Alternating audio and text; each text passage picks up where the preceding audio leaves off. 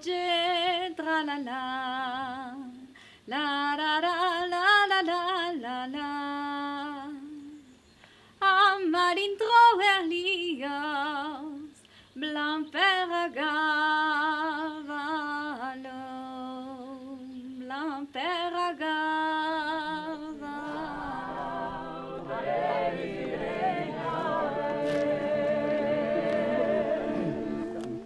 Nostre sorelle che te fai naise, l'ubla l'autunno e l'erbo printemps, tu prega che nos laise, l'ubla del valente, l'ubla prega che nos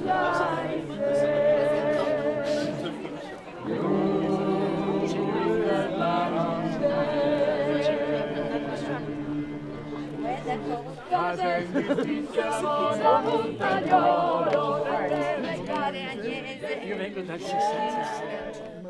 Una parola chiave, trovadorica, che si usava nel 1200, che avevamo rispolverato quando abbiamo fatto la manifestazione Occitano-Lingua Olimpica a Torino, che abbiamo rispolverato quando abbiamo fatto la camminata di 1350 km da Vinadio a Viela in Val d'Aran in Catalunya, e la parola convivensio. Convivensio significa l'arte di vivere insieme in armonia, ed è quello che è già successo, perché siamo arrivati da poco, tutti si conoscono, si parlano, si scambiano delle loro impressioni, delle loro idee, e quindi c'è già una convivensio. E il secondo filo rosso che lega questa edizione è una frase di un grande poeta occitano, Jean Bodou: «Una lingua ne svivo che se può donar vito a tutte causes». Una lingua è viva solo se dà vita a tutte le cose.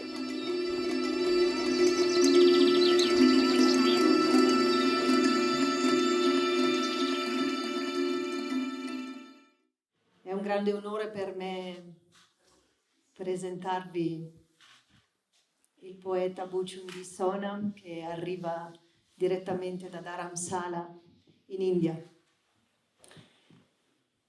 Buchunghi Sonam è poeta, saggista, editore e traduttore. La sua opera di valorizzazione della lingua tibetana è tra le più importanti del panorama mondiale.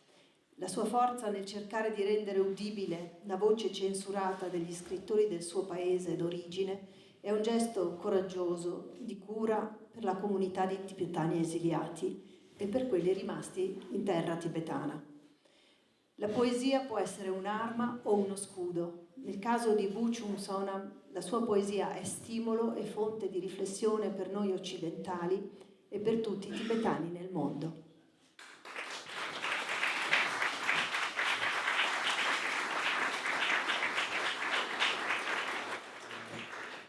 Thank you very much.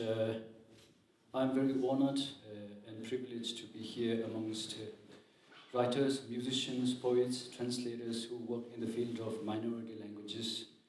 Sono molto onorato di essere qui con voi in mezzo a questo gruppo di scrittori, musicisti, cantanti che praticano la cultura delle lingue minoritarie. For me personally, it's a big recognition and honor to receive this award. I think it's not only for me personally, but it's a recognition for what I do to promote Tibetan language and culture and for Tibetan people and as a nation. E sono molto orgoglioso perché sono qui non solo come poeta ma anche come rappresentante della cultura tibetana nel Tibet e nel mondo. As we have heard from Professor Nicholas yesterday, Tibetan language is rich. It's 1,300 years old. It's got arts, literature, culture, medicine, Buddhist tradition. But the language is in grave danger now, both in and outside of Tibet. La cultura tibetana, come avete ascoltato ieri dal professor Turnadre, è una cultura antichissima che coinvolge non solo la letteratura ma anche la medicina e diversi altri campi di studio. Però oggi la sua lingua è in pericolo. And to receive this award, and through this award, and I hope that people will pay focus and attention to not only to the Tibetan language, but also to many minority languages that we have heard in the preceding days. So I hope, and I want to thank Osana Prize for the honor and privilege. So thank you very much. E vi ringrazio, vorrei che non solo vi fosse attenzione alla lingua tibetana, ma anche a tutti i suoi dialetti e tutte le sue diverse lingue minoritarie all'interno. Quindi sono onorato e privilegiato di essere qui e ringrazio il premio Stana. And I'd like to offer a white scarf to Ines. E vorrei dare una sciarpa bianca ad Ines come rappresentante del premio.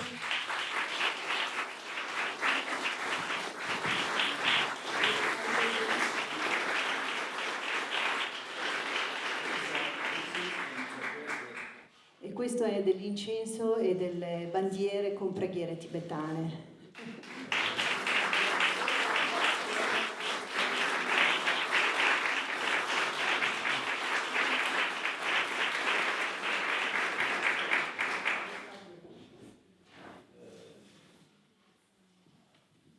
Because I wish I could speak Italian, as I said the day before, but I can't, and many of you don't speak very good English. But to give you a taste of what Tibetan language feels like, I will read you a short poem. It's in Tibetan language.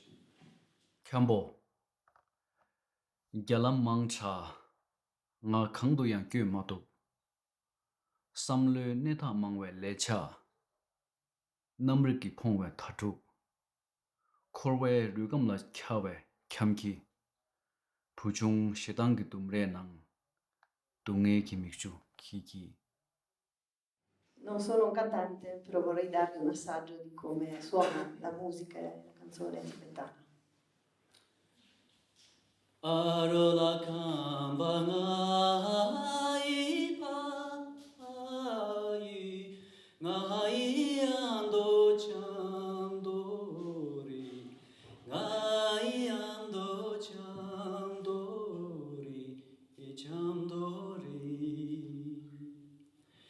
kamjunga mide kamjunga soyarelo kamjunga na de yula so yarelo yarelo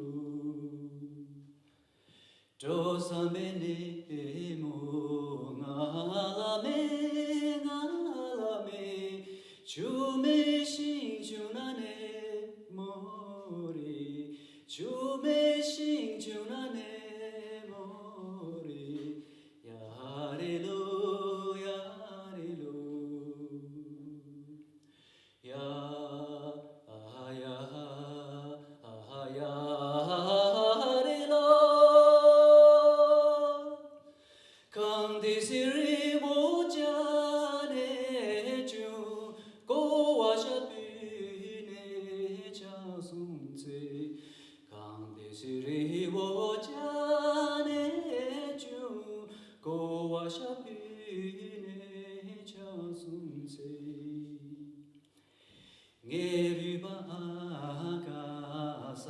Tibetic languages, Tibetan and the whole family of languages, the Tibetic languages, are endangered.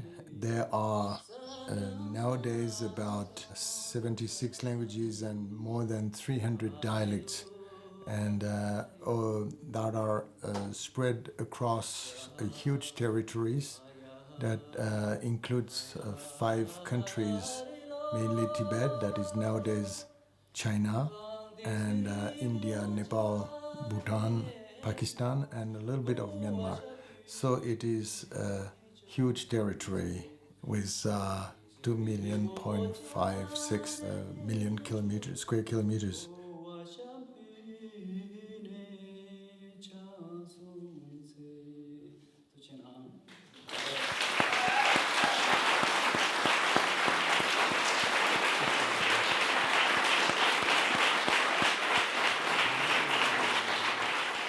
They actually have different religions. They are mainly Buddhist, the great majorities, but some are Bonpo and the Mik religion of Tibet, and some are Muslims.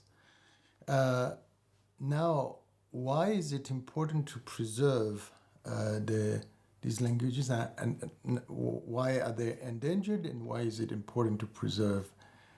They are now endangered because they are under the political regimes of mainly of China that does not allow any linguistic and cultural diversity, especially under the new president Xi Jinping.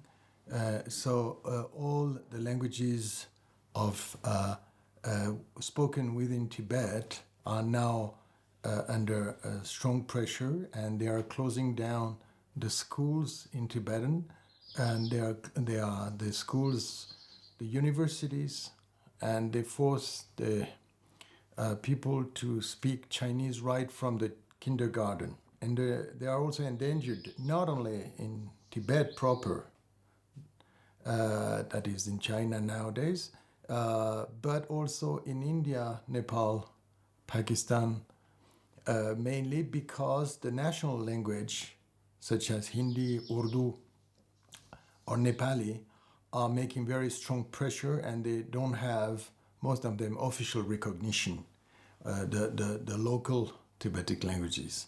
So they are, for one reason or the other, they are in very bad, actually, position. Even in Bhutan, Bhutan is the only country which has an official language called Dzongkha, which is the national language of Bhutan, which is a Tibetic language written in Tibetan script.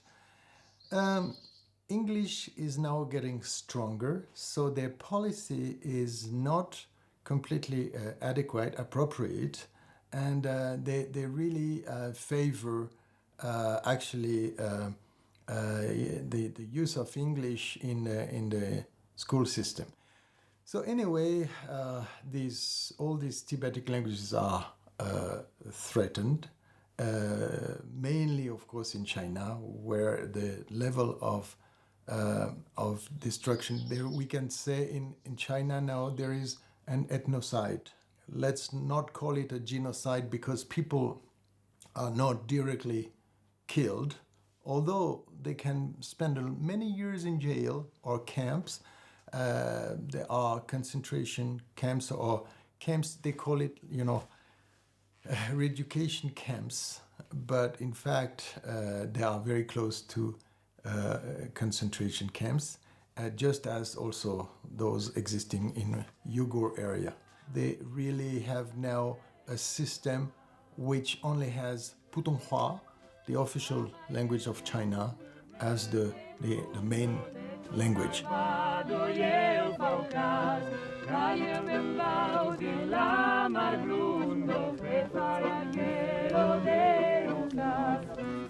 L'uomo ha bisogno di purezza, ha bisogno di certezza e quindi cerca attorno a sé qualcosa che dura, e soprattutto nella lingua, che è una delle sue manifestazioni, l'uomo cerca questa purezza. Si illude che la lingua, che è il suo strumento di comunicazione, sia sempre uguale, sempre lo stesso, e che gli dia, come dire, una certezza attorno a sé, nella propria esperienza di vita, fra le tante che non ha, a cominciare dal suo destino.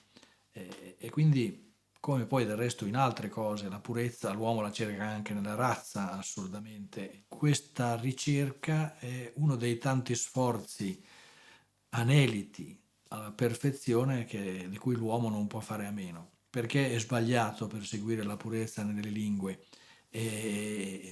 perché tutto quel che è umano è cangiante, mutevole e soggetto alla trasformazione.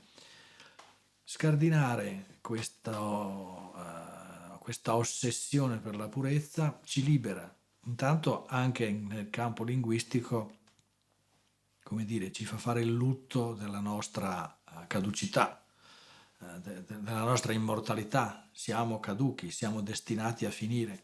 Accettarlo, riconoscerlo, alla fine è una soluzione, è una liberazione. Renderci conto che anche la lingua è provvisoria ci libera da tante prigioni mentali, da tanti comportamenti sbagliati, da tanti irrigidimenti che poi dalla lingua passano anche al comportamento nei confronti degli altri uomini, delle persone che parlano altre lingue. Es un honor per me acompañar a María Stefania Ciminelli Premio Stana di traduzione 2022. Stefania Maria Ciminelli è una delle più importanti traduttrici freelance dal catalano all'italiano. La scelta di premiare Stefania Maria Ciminelli è motivata da una riflessione sul ruolo più autentico della traduzione, vale a dire, ogni traduttore è anche un artista. È Jaume Cabré, scrittore catalano di grande successo, ad affermarlo in un'intervista per la rivista 14. Uno dei requisiti per la buona riuscita di un testo tradotto è infatti avere un senso artistico e una dose di creatività in se stessi. Il traduttore è un artigiano che lavora con le parole, che smantella un testo e lo ricompone nella propria lingua, con la propria sensibilità. Cosa che Stefania ci ha raccontato ieri, come lo fa. Se compariamo la scrittura alla musica, lo scrittore è il compositore e il traduttore è l'interprete, il violinista, il pianista che suona quella composizione.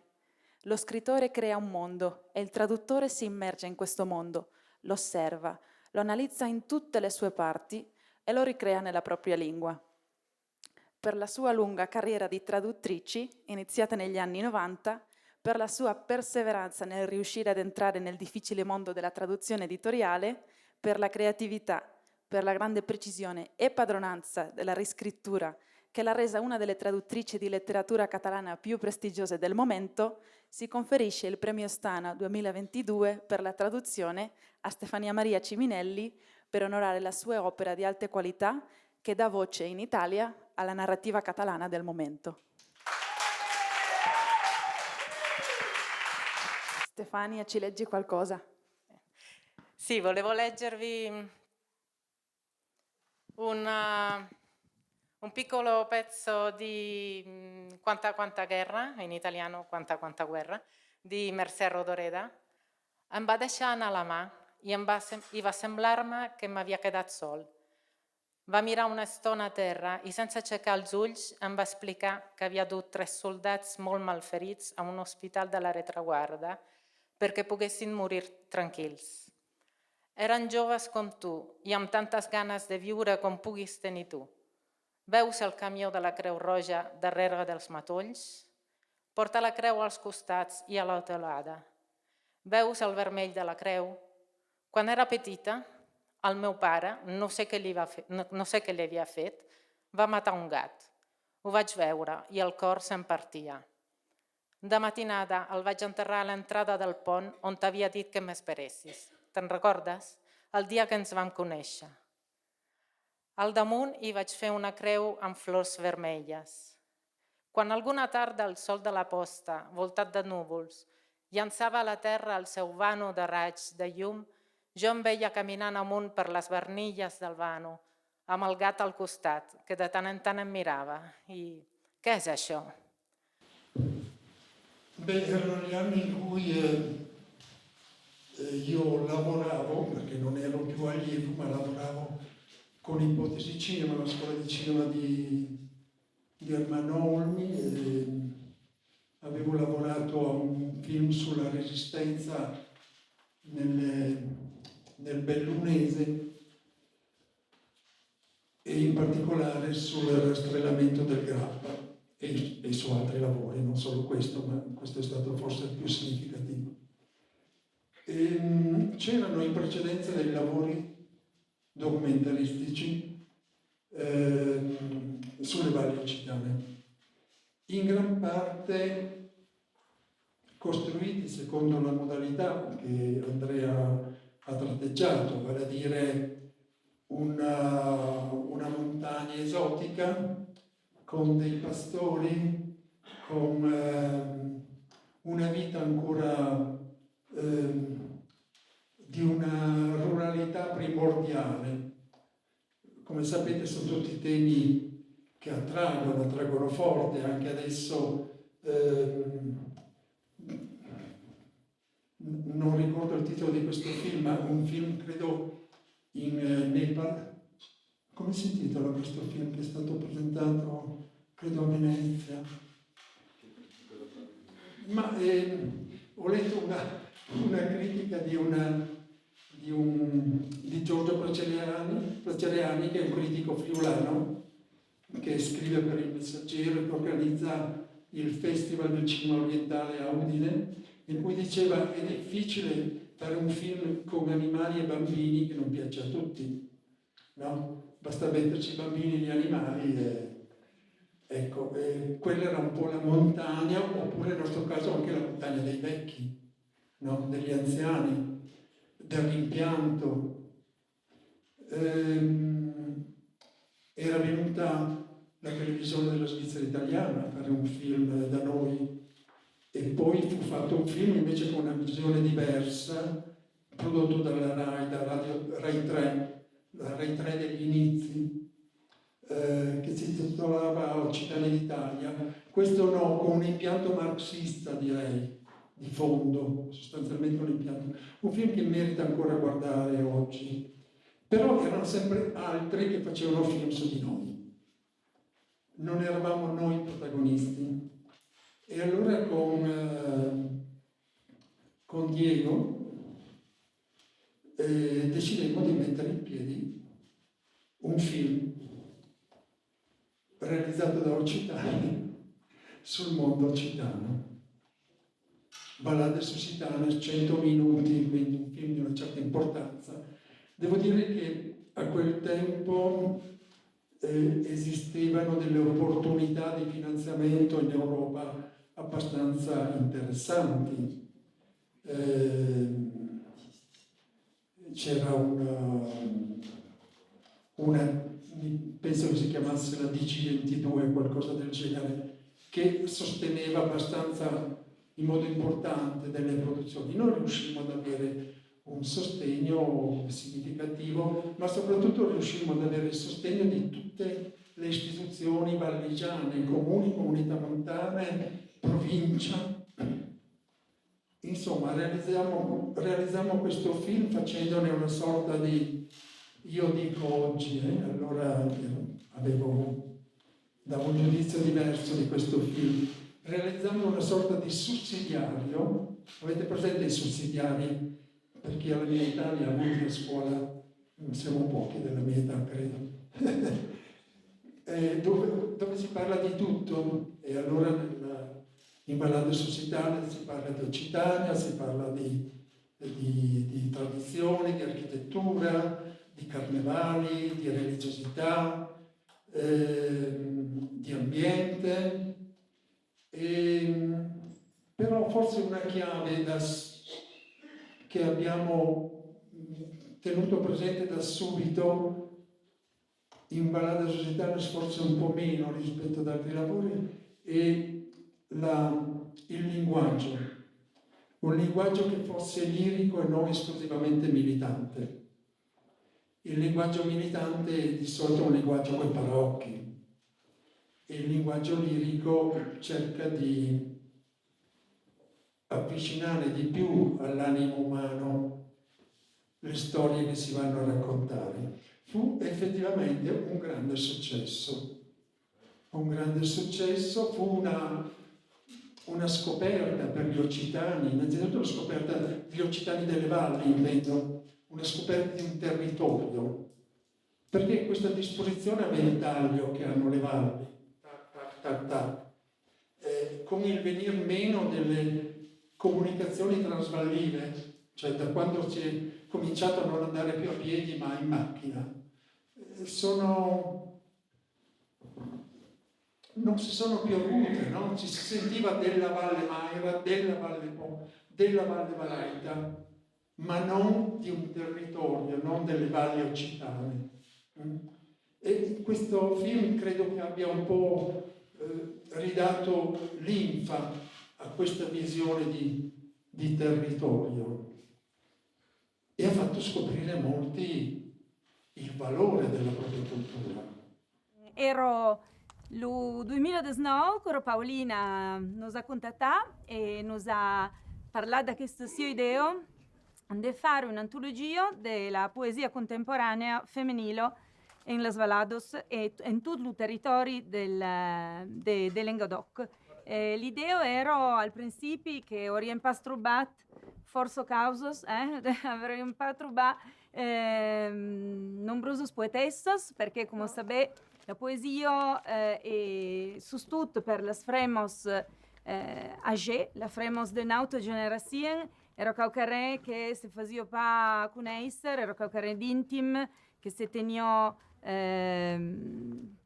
come ben personale e l'idea era che avremmo pas trovato gran causas, ma al contrario abbiamo trovato disi mec per le svalados mai di 30 poetessos e 90 o 100 in tutto il territorio e allora questa idea di Paolina è diventata un libro che è diventato un tome 1 di una collezione che spero che potrà essere finito e tra queste abbiamo già mai di 35 poetessos che partono dal costato della Val d'Aran e arrivano fino a sci entro i nostri svalados fino al territorio di Turin. Perché secondo tu ancora ha senso scrivere in occitano in quei? Che ancora ha senso perché sono viventi e che c'è mondo che parla la lingua e che c'è mondo che ha bisogno di intendere la lingua, che sia cantata, che sia dita. E la poesia in occitano che è veramente la possibilità di baiare la nostra sensibilità nella nostra lingua maire. Perché la poesia che va giù di tutto semplicemente in giù, non sai pas, non l'hai pas deciso, che era a tau che hai cominciato a scrivere senza sapere ciò che porterà.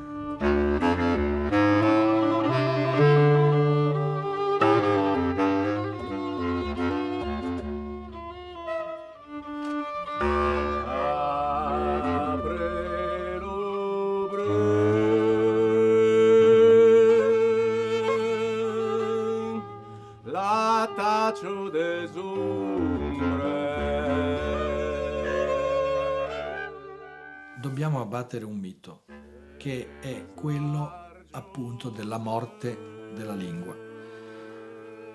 Nessuno di noi farà mai l'esperienza di svegliarsi un giorno e di non poter più parlare la propria lingua. Questo terrore della morte di una lingua è qualcosa che noi abbiamo così astrattamente, ma che non sperimenteremo mai. Quello che può succedere nel tempo e che è successo tante volte è che una lingua si estingua. Che traverse la notte. Ma questa estinzione non è mai una scomparsa, quella lingua non c'è più. Una lingua viene generalmente assorbita dalle lingue che ha attorno e questo le succede quando si spegne la sua cultura, si spegne la sua vivacità. Allora qual è la ricetta per proteggere una lingua, per salvarla, per assicurarne la durata? Nutrirne la cultura, fare sì che in quella lingua si producano idee, si produca innovazione, si produca pensiero, perché così quella lingua formula idee, pensiero, innovazione che attirano, che suscitano l'interesse e che quindi mantengono quella lingua viva. Sinas germine a parola. Baixo a molsa, humeda y calient, germinarà simient. Y en l'agüerro, quan pleve y fa sol, amaneixen guallardos os fongos. Asinas germine a parola, baixo l'olvido y o desprecio. Y a nuestra luenga renasca, pincha y cereña, quan, dimpués das primeras plevidas, en Aragón, una miqueta de sol viaiga. La fabla aragonesa, o luenga aragonesa, y una luenga romanica, que se creó con derivación desde o latín vulgar sobre una napa de luengas pirenencas vasconas. Hoy se charra solamente en el Alto Aragón. En la Edad Media estió una luenga propia de Aragón entero, se escribieron en aragonés fueros, las leis, se escribieron traducciones moitos documentos notarials de Cancillería, pero güey, solo se fabla en el Alto Aragón y moito pouco. Digamos que si había una población de 200.000 personas en el Alto Aragón, solamente de isas lo charran alrededor de 24.000. Antiparti, a maioría dos fabladors son fabladors pasivos, no pas autivos. Por tanto, se veye hasti un proceso de retacule da luenga. É dicir, cada vegata, vía chen que la conoce, pero que no la charra, cada vegata se charra menos. Esta é a situación actual. Se empecipió la mostranza del aragonés en centros públicos da mostranza nas añadas 90, pero con 4 o 5 profesores, e esta situación no cambió dica 2015, en que empecipió a hacerse máis gran o número de maestros, de profesores. Y agora, pues, alrededor de 1.000 alumnos cada añada tienen clases de aragonés, pero en unas condicións que non son as millors, porque se fa la asignatura de aragonés fuera del horario escolar como asignatura voluntaria e os maestros son interinos. Ya digo, non son as millors condicións, pero por lo menos pues, se han empecipiato en este sentido la mostranza del aragonés. Encara no se emplega el aragonés como luenga vehicular, fueras de bella experiencia piloto en 2 lugares del Alto Aragón en la mostranza infantil. Amortar a radiz. Amortar a radiz y fer leña do barco. ¿Y de qué nos servirá haberlo cremato? Ya no podremos ir tagarra puesto nunca. Solamente tado nos quiera levar que nos dixe a montar en o suyo transatlántico. Desde o punto de vista literario, bueno, pues ya hemos visto que sí, que existe una literatura, pero esta literatura é pro-moderna. Dica ao siglo XIX prácticamente non existía quasi literatura, moi poucos testimonios dende a Edad Media, dica ao siglo XIX. En principios do siglo XX empecipió a publicarse bella coseta de poesía, más que más en variedades dialeutals, más que más en aragonés ribagorzano, en aragonés cheso, y solamente a partir de las añadas 70 del siglo XX y cuando empecipia pues un movimiento literario ya pues que continúa dica güey mesmo, ¿no? Y en cuanto a, desde el punto de vista lingüístico, pues esto ya será más largo explicarlo, pero digamos que el aragonés pues como todas o casi todas as luengas románicas, por exemplo, conserva a F inicial do latín, en isto se diferencia do castellano e se parixe máis pues, ao catalán e as demás luengas románicas, conserva tamén os grupos consonánticos inicials, como PL, agora en aragonés decimos pleber, frente ao castellano llover. Dentro do punto de vista da morfología, por exemplo, pues en el artículo máis general en aragonés é o, a, os, as, igual que en portugués o en gallego, e iso se diferencia tanto do castellano como do catalán. Por exemplo, na conjugación verbal, é importante decir que o imperfecto de indicativo conserva a B etimolóxica do latín, igual que o italiano. Decimos plebeba, en castellano llovía, teneba, en castellano tenía, diciba, en castellano decía, feba, en castellano hacía, el verbo fer.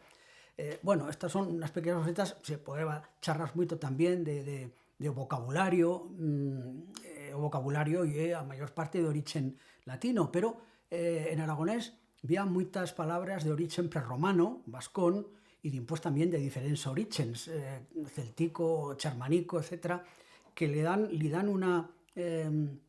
un verniz especial, ¿no?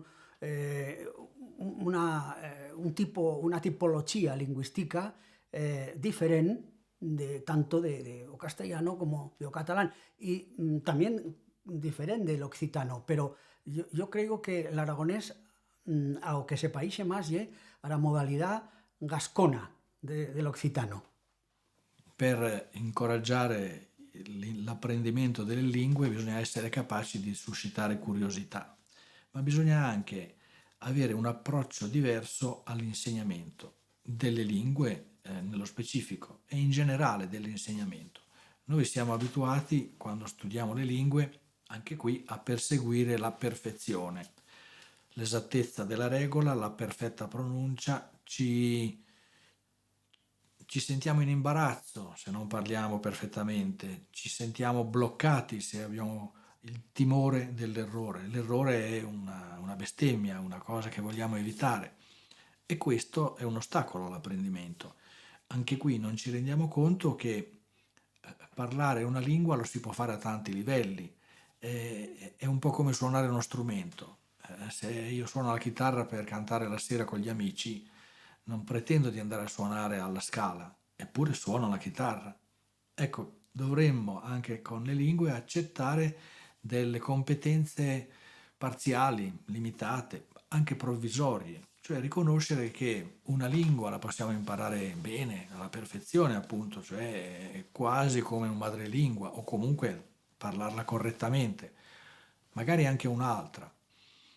Una terza possiamo imparare anche solo a leggerla o a parlottarla così per pura comunicazione primitiva con degli oriundi. Quindi non tanto perseguendo la completezza della competenza, ma perseguendo così una minima competenza che ci permetta di buttare giù il muro dell'incomprensione e anche di raggiungere il cuore delle persone, perché quando una persona fa lo sforzo di capire di parlare la lingua di un altro, viene subito bene accetto. Rosalba Perini ha dedicato tempo ed energie alla promozione della lingua friulana, sia nella sua attività di docente, di dirigente scolastica, che di ricercatrice IRSAE, i vecchi istituti regionali ricerca, sperimentazione e aggiornamento educativo del Friuli Venezia Giulia, oggi IRRE. Ha impegnato molta della sua vita professionale alla formazione dei docenti, ritenendo che non solo parlando e usando la lingua, ma proponendo le attività in lingua friulana all'interno dell'istituzione scuola, con un compito di trasmissione della cultura, oltre che della lingua, si potesse avere un'espressione più completa della tutela della lingua minoritaria presso le nuove generazioni.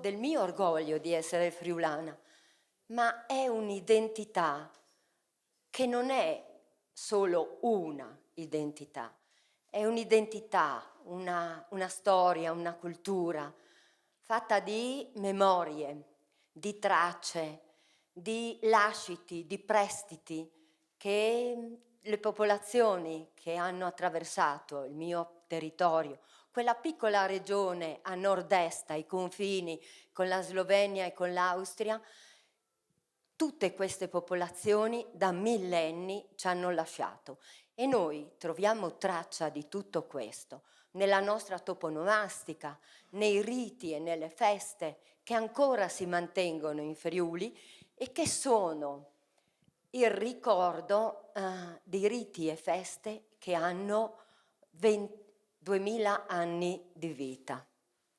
Abbiamo dei prestiti nelle lingue e ieri mi ha fatto molto piacere ascoltare la presentazione delle varie parlate tibetane con le spiegazioni e i 1000 significati che le parole assumono. Una parola non è usata soltanto per indicare delle cose, ma una parola rappresenta un sentire, un modo di vedere, rappresenta una cultura, un popolo, un sistema di valori. Se noi perdiamo una lingua, perdiamo tutto questo. Quindi io sono contenta, veramente felice che con questo premio alle lingue minoritarie si dia ancora spazio e attenzione al ruolo che la scuola può giocare, non nel conservare la lingua friulana o le lingue minoritarie o lingue regionali storiche, ma tutte le lingue madri, perché partendo proprio dalla scuola noi possiamo avere quel processo di alfabetizzazione che garantisce la trasmissione non soltanto del parlato, delle parole, ma anche di tutta la dimensione culturale. Ci permette di entrare all'interno del patrimonio anche letterario. E vi lascio con questa poesia di Pre Domenico Zanier. Doman non è una paraula. Doman hai la speranza, no vinche je, doprinla, fasinla diventa mans, voi e rabbia, e a vincerin la paura.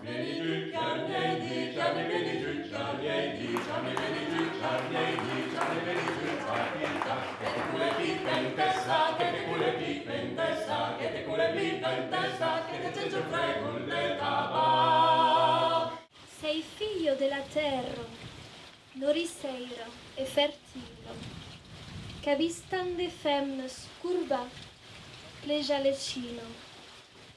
Sei figlia de lus plus e della suor versado, quant lu sulet coraggio era de resista. Sei figlia de los raibes, quan guardauen secrets al fons de lur cor pura un tresor escujat. Figlia d'aquelles femmes, paisanes dures, tendres, che m'han donat la vita e bel cop a esperare. Spesso le donne più anziane della nostra raccolta hanno conosciuto solo quello, cioè sono donne che non hanno mai, come Marcelle Del Pastre, lasciato la loro borgata, non hanno mai lasciato il loro comune o la loro valle, e altre volte invece per le poetesse più giovani si tratta magari invece di una scelta, no? Di un ritorno, come diceva Giacomo, di chi è stato anche lontano per studio o per lavoro e poi sceglie di ritornare al proprio paese d'origine o sceglie di farne il luogo d'elezione anche se non è originario di lì, perché trova nel mondo della campagna e della montagna una serie di valori che lo attraggono e nei quali si ritrova.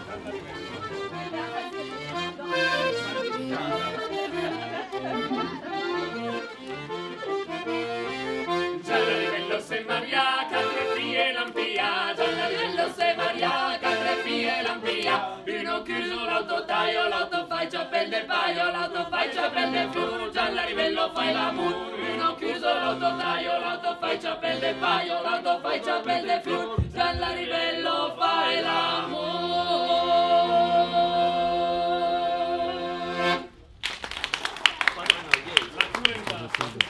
Grandir en Bretagne, pour moi, ça signifie avoir une double culture, qui sont symbolisées par les deux langues que j'ai appris pendant mon enfance, à la fois la langue française et la langue bretonne.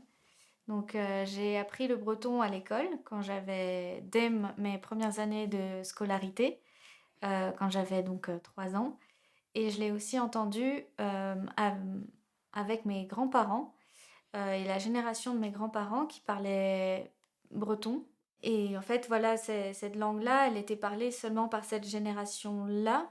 Elle n'a pas été transmise à la génération de mes parents. Mais voilà, le breton était encore présent et il le parlait, mais on ne l'a pas transmise dans ma famille. Donc c'est vraiment à l'école où j'ai eu mes premières interactions en breton, donc avec d'autres enfants de mon âge. Et ensuite, voilà, après, j'ai voulu continuer l'enseignement en langue bretonne dès la sixième, donc dès le collège. Puis j'ai continué aussi jusqu'au lycée, jusqu'au baccalauréat. Et en fait, voilà, j'ai décidé assez tôt que le breton ferait partie de ma vie. Et c'est aussi à travers ces écoles-là, donc dans un premier temps, dans une école publique avec une filière bilingue qu'on appelle Djouyez, qui veut dire deux langues en breton, que j'ai eu aussi mes premiers contacts avec le chant traditionnel et le chant non traditionnel, d'ailleurs la création en langue bretonne. Au collège, j'ai rencontré deux amis qui sont Stérène Le Guillou et Nora Gégou, avec lesquels on a formé un trio de chant traditionnel à danser. Et donc on a continué à chanter ensemble au lycée. On a rencontré aussi une chanteuse qui est Stérène Diridolou, avec qui je chante également aujourd'hui. Notre premier groupe, Iben, est né. Iben, ça signifie l'autre au féminin en breton. Et dans ce groupe-là, j'écris aussi des textes sur des airs traditionnels ou sur des formes traditionnelles pour la danse ou à écouter aussi. L'Eurovision a noi il primo stile non ci piace ovviamente, ma perché è tutta solo immagine e lei ne è più che consapevole, però è un'ottima ovviamente vetrina, è stata enorme per noi che ci occupiamo di minoranze linguistiche, perché appunto dei ragazzi giovani sono arrivati su questo palco che con una finestra sul mondo a cantare la loro lingua. C'est vrai que les gens bretonnes m'inspirent beaucoup parce qu'elles disent quelque chose du passé, mais elles continuent à dire quelque chose du présent aussi. Ça dépend de la manière dont le récit est raconté. Donc, par exemple, j'ai écrit Fulen, par exemple, la chanson qu'on a présentée à l'Eurovision, c'est inspiré d'une légende bretonne qui est celle de Catel Golet, qui signifie donc Catherine la perdue, et qui raconte l'histoire d'une jeune fille qui aime aller danser à la nuit tombée.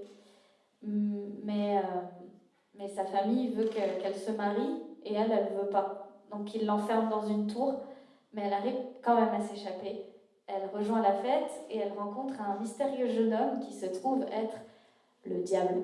Donc voilà, ça se passe pas très bien pour elle. Ils dansent ensemble jusqu'au bout de la nuit. Elle finit par mourir d'épuisement au petit matin. Donc c'est, voilà, dans la légende, elle est décrite comme une anti-héroïne, un contre-exemple à surtout ne pas suivre pour les jeunes filles de l'époque.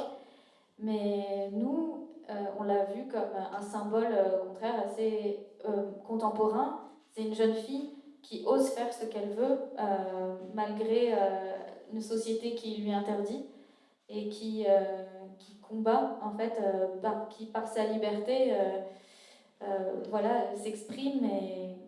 Et donc c'est ça que raconte Fulen, c'est une jeune fille qui sort danser,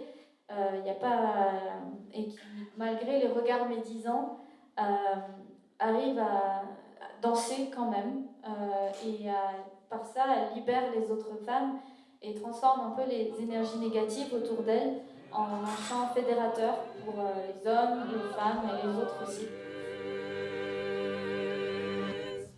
Albeiro van caminar de Catalí Mortero. Albeiro van caminar, los país van cerca. Albeiro van caminar. Que tu stem escrit, que he escrit a casa, que aveu un sarot de poemes, e a poc que he partagiat sur internet, per exemple, que hi ha des petits films també poètiques dab recitació de poemes e dab los paisatges de nostre, e que he participat a un sarot de concurs també de la lengua, e que hi ha recebut premis, e petit drin que he botat tots los poemes a mas, e que he prepausat a deditubu de descobrir la mia obra. Que he treballat també dab pintraires, per entaher cartes postales, per exemple, de poemes e pintura, que he ensajat de ballar drin de bam a la lengua, perquè que hi ha hagut por de la vese morir, perquè a nos, au vilatge, che va pla, perché quando torni a casa sapi chi me va parlare la mio lengo, sapi un po' di anna. Après che già d'autres villaggi, malheureusement, un bau a passejar e ne trovi pas di gust per me parlare la mio lengo. E a co che m'hedo, verdaderament. Che hai volut baia a un mondo poemis, en la mio lengo e baia també la musicalitat.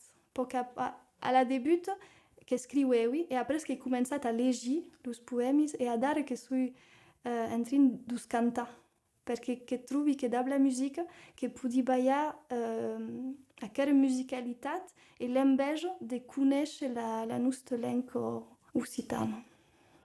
Vos bau legi saunejo. Saunejo, dor che heit.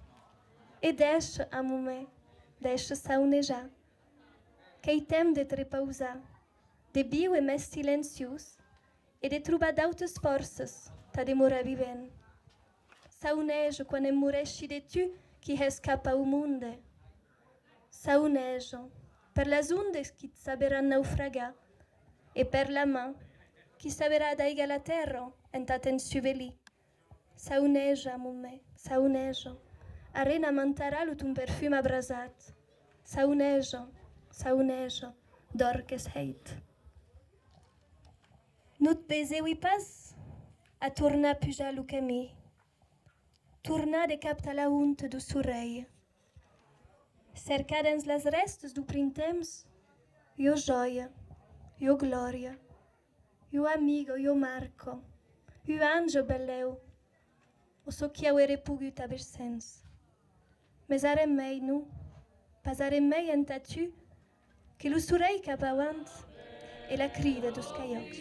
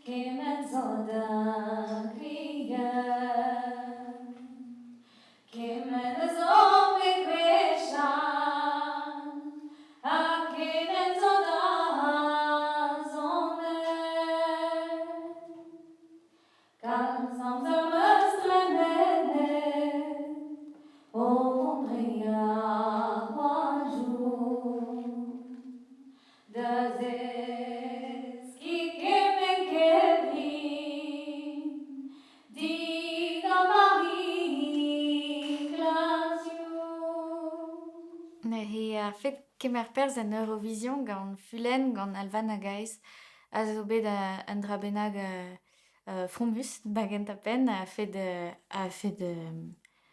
fromou, a fait distor ive vid ar yez gwire pon eus gounet ar gourfen broadel Eurovision France, c'est vous qui décidez, ou an bet fromet tre da gent a pen a fir tre da ar weja ur yez minorelet, on yez diomni, on yez or galon, a da gas nei var leuren ken vraz, o c'hout tout an istor a zo a drin, an istor a vez eus berz a rumajou kosort, kare. Voilà, fromoz o ton endro. Pardon. Fromus tre, fier tre bombet da gas an dra varvel, hag eze a dalron ben ar fin deus ar pezon eus kaset, hag varler neus beive souten Jesu minorelet al vel ar galisek hag o doa ive eno dreizdi bab broadel strolad an vet tan chougeiras hag o doa kanet e galisek ive. Tudal o kitannis hag ive souten ar premio stana an oa bet ive gant Martian a kaset ar gerik evit goremeni ar c'hanom ive da gas ar yez minorelet varvel en avadenn ken vraz. Zo be ur bern milionou a dit o klevet koz deus ar brezhoneg, deus an istor ive, evit ar breizis ive e be un dra bennak a bouez ive a recevet an eus ur bern videoioù bugale o tañsal war fulenn o sevel traoù o kan anei gwir hag ur bern kemenadennoù a berz bretonet o kalonnekad ar c'hanom hag ya berz politikarien o ran vro ive souten brastre an eus bet hag an draez o ar fromus a vidom ive da lakaat varvel on yez a dos matrehe ne jan choke kalstra met lakaat ur yez ken bihan da ve a klevet d'un doare ken kran a ken braz a he an Eurovision zo sellet gant an eil avadenn tele goude ar gourfennoù sport hag ar Super Bowl. I write because I do not find any other possibility of being heard, and also art, the creative art, any work of art. The power of art is to kind of build a common ground where people could come together without the political baggage, without any expectation. If you write a poetry, for example, then if you love poetry, then you read it and then you understand, right? So I think this is one of the ways where we can create a common space.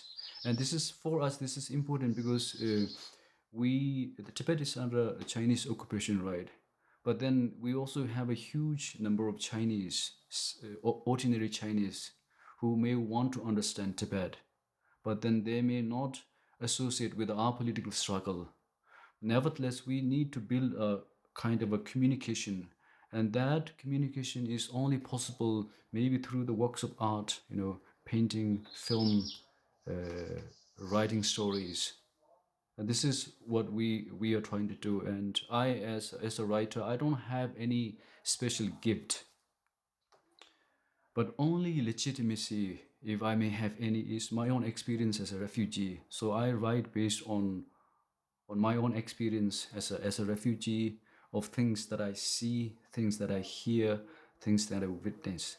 L'Europanto è un gioco, non è una lingua universale come qualcuno crede, non è una nuova lingua artificiale che ho voluto inventare per risolvere il problema della Babele in cui viviamo. Non avrebbe senso, io sono contro le lingue universali e le lingue uniche, sono per la varietà. L'Europanto, che è un miscuglio, è un gioco che consiste nel mettere insieme parole di diverse lingue con una struttura grammaticale approssimativamente inglese, cercando la comprensione intrinseca che tante parole ci offrono, perché sono parole comprensibili in diverse lingue per la loro radice, per la loro diffusione. Un esempio di Europanto, per farvi una piccola frase, è por speak Europanto tu basta de mix parolas from differente linguas und voilà che tu esse perfecte Europanto spicante. Necessite keine rule, keine grammar, just improviste. Europanto habe keine mistakes, porque Europanto itself esse eine grosse mistake. Este premio Stana me parece que tiene importancia en dos endreceras diferentes. A primera é que pueda adullar en la promoción del aragonés en Aragón mesmo. Es decir, trucar la atención de las autoridades, de las administraciones públicas y hacer valer la importancia que tiene la conservación de esta lengua minoritaria, porque en general pues a conciencia que se tiene con respecto a isto por parte dos políticos, das administracións públicas, non é moito gran, é máis bien feble. E en segundo puesto, na segunda e en tercera, me penso que é moito importante tamén ter en contacto a escritores, estudiosos e investigadores de as diferentes lenguas minoritarias. E en ese sentido pode adullar moito as experiencias que recuenten atros, aprender de os atros e, bueno, crear un rete de chen interesata in estos temas.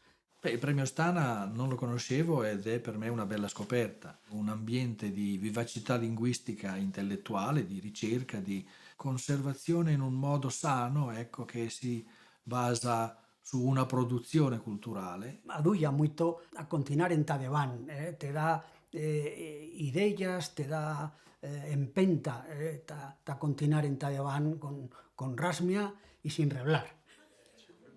We find it really hard to make ourselves known to the world. China has so much influence all around the world.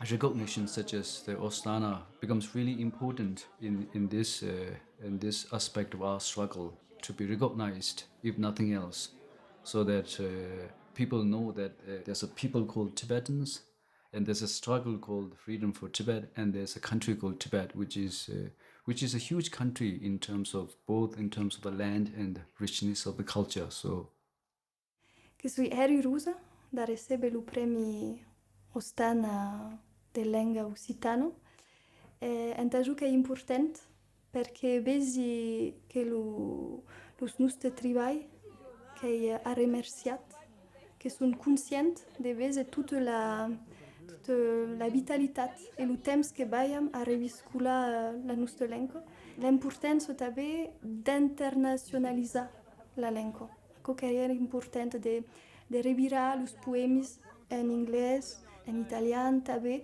e da poter dare més de visibilitat agli strangers sulla nostra lingua. E non pas demorar anche in occità francès, perché a noi abbiamo da revirare sovint in francès, ma aquí ho podem revirar en d'altres lengües, que hi ha cosa que ens va permetre de passar les fronteres i de portar la lengua més enllà de l'Europa. Canto la Señor, luma de alegría nos daramos. Él es Cristuel, na canarino innamorare spun, el uso lei che spulso ha, lo sau qui core in pau non fa e sperare a un bel te che portare. Quando noi diciamo lingue minoritarie, lingue minori, sbagliamo, perché ogni lingua può dire tutto in potenza, come quando diciamo o pensiamo che i nostri dialetti sono degenerazioni dell'italiano. No, tutti i dialetti italiani sono emanazioni del latino. Poi, chiaramente, solo il dialetto fiorentino ha avuto l'opportunità di diventare altro e di diventare la nostra lingua nazionale. Ecco, anche le lingue minoritarie hanno avuto la sfortuna storica di non essere la lingua del vincente, la lingua dello Stato, della nazione, del popolo, che è riuscita a costruire quello che è pura invenzione europea, cioè lo Stato nazionale. Ma non per questo sono lingue minoritarie nel senso di inferiori.